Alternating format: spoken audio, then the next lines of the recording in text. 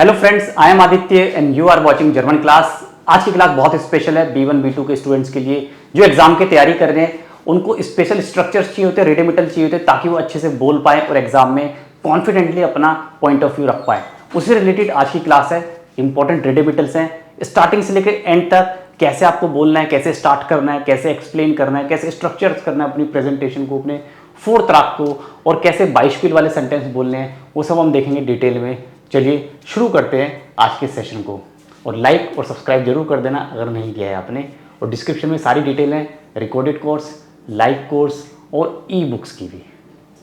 चलिए, फोर्स्टेलुंग बेग्रुसुम। जब हम फोर्स्टेलुंग अपना इंट्रोडक्शन देते हैं तो कैसे, सबसे पहले हम बोलेंगे गुटन टाग, अपना नाम बोलोगे। हेलो गुटन टाग, ich heiße Aditya Sharma und heute spreche ich über das Thema, या फिर heute halte ich einen Vortrag über das Thema। जो भी थीम है आपकी उसके ऊपर आप बोलोगे, ठीक है। थीम ऑफ फोर्स्टेलन करोगे, ठीक है। और उसके बाद फिर आप जैसे बोला आपने कि okay heute spreche ich über das Thema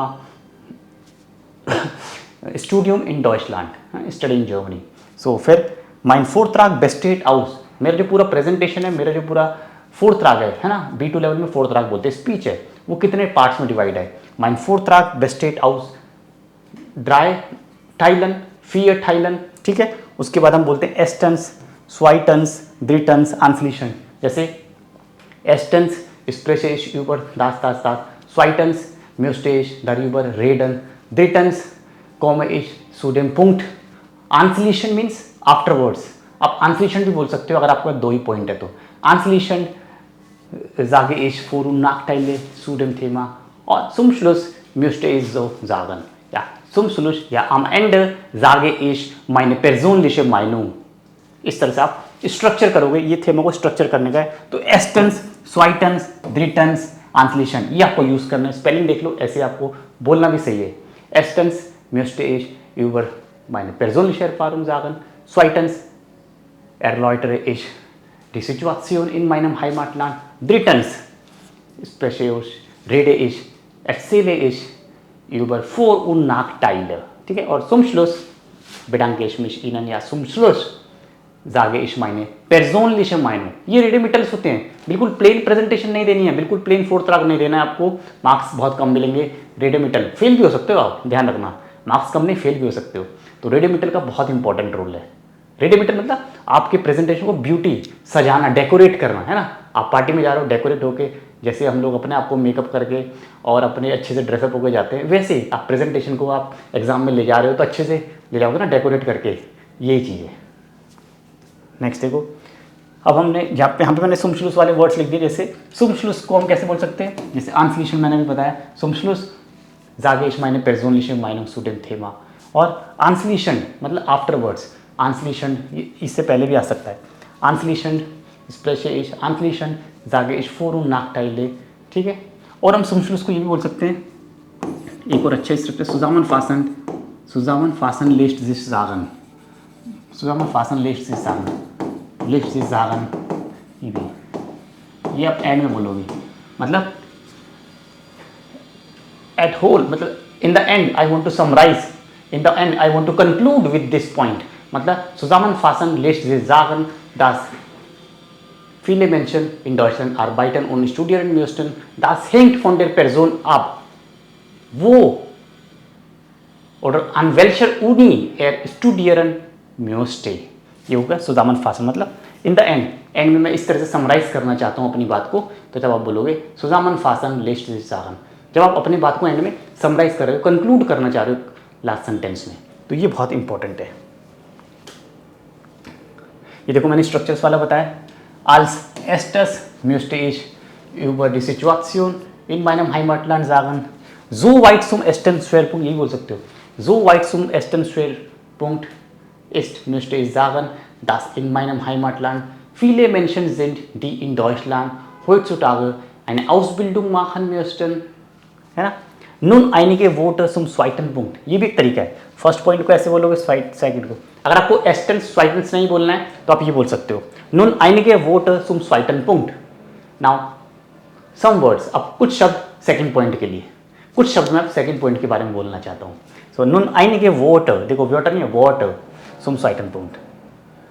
और ये वाला क्या है, जो वाइट सुम एस्टम schwerpunkt जागे जो वाइट। जहाँ तक मैं फर्स्ट पॉइंट की बात करूँ तो ऐसे। अब मैं कुछ शब्द सेकंड पॉइंट के लिए बोलना चाहता हूँ। nun möchte ich einige Worte zum zweiten Punkt sagen, sprechen। और फिर ich komme jetzt zum Top minus Vortrag। अब मैं टॉप पॉइंट के बारे में बात करना चाहता हूँ। ये देखो कितना अच्छा है, ich komme jetzt zum Top minus Vortrag, top minor presentation. अब मैं टॉप अपनी प्रेजेंटेशन का टॉप जो पॉइंट है उसके बारे में आपसे कुछ बात करना चाहता हूँ। इसको आप ऐड करोगे जहाँ भी आपको लगता है एडजस्ट करोगे, लेकिन ये स्ट्रक्चर्स आउटस्टैंडिंग सुपर स्ट्रक्चर है, यूज करोगे इनको, बार बार बोल बोल के प्रैक्टिस करो। देखो हाउप्टाइल में क्या क्या आता है, मेन पार्ट्स। हाउप्टाइल मतलब मेन पार्ट्स। वी इज शोन एरवेंट हाब, जैसा कि मैं पहले बता चुका हूं, है ना, बिफोर इश यूबर, लाइक बिफोर इश यूबर फोरटाइल स्प्रेशे या बिफोर इश यूबर नाकटाइल स्प्रेशे। नाकटाइल के बारे में बोलने से पहले, ठीक है, मैं एक बार और बोलना चाहता हूँ, माखे इश नोक आईने की बीमार रखूंगा।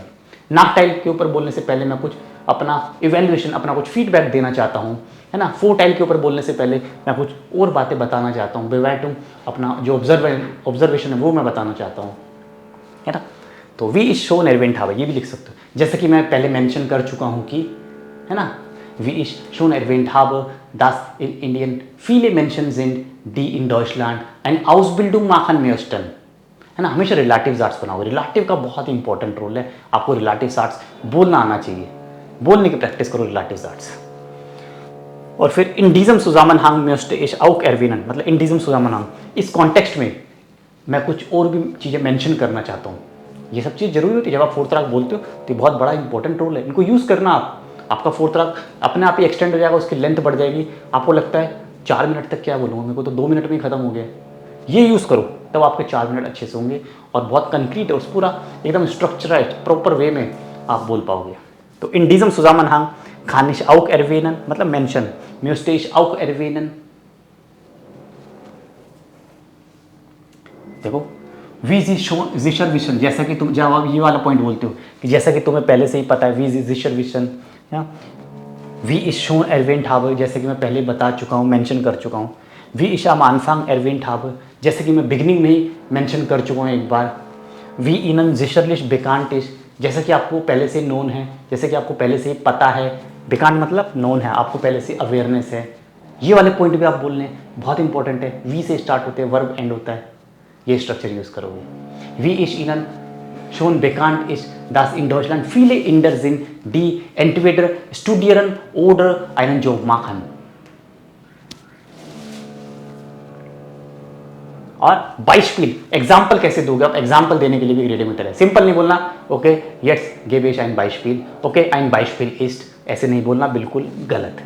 कैसे बोलेंगे, ich möchte hier ein Beispiel anführen, I would like to add on some example, ich möchte hier ein Beispiel hinzufügen, anführen के लिए hinzufügen दोनों लिख सकते हो। hinzufügen मतलब ऐड ऑन करना। मैं यहाँ पे कुछ एग्जाम्पल, एक एग्जाम्पल है तो ein Beispiel hinzufügen, ein Beispiel anführen, mit Hilfe von einem Beispiel, एक एग्जाम्पल की हेल्प से मैं अपनी बात बोलना चाहती हूँ। mit Hilfe von einem Beispiel möchte ich weiter erklären, मैं फर्दर एक्सप्लेन करना चाहती हूँ। mit Hilfe von Beispiel möchte ich meine Meinung äußern, möchte ich die Situation in meinem Heimatland besser äußern। और फिर ich erläutere den Begriff mit einem Beispiel, मैं Begriff, ये term मैं explain करना चाहती हूँ with the help of example। ich erläutere den Begriff mit Hilfe von einem Beispiel या mit einem Beispiel, दोनों सही है। ये आपका स्ट्रक्चर है, प्रैक्टिस करोगे आप, जो भी फोर्थ राग बोलोगे इन रेडिमेंटल को यूज़ करोगे तो आपको पता लगेगा। और now vielen Dank für Ihre Aufmerksamkeit।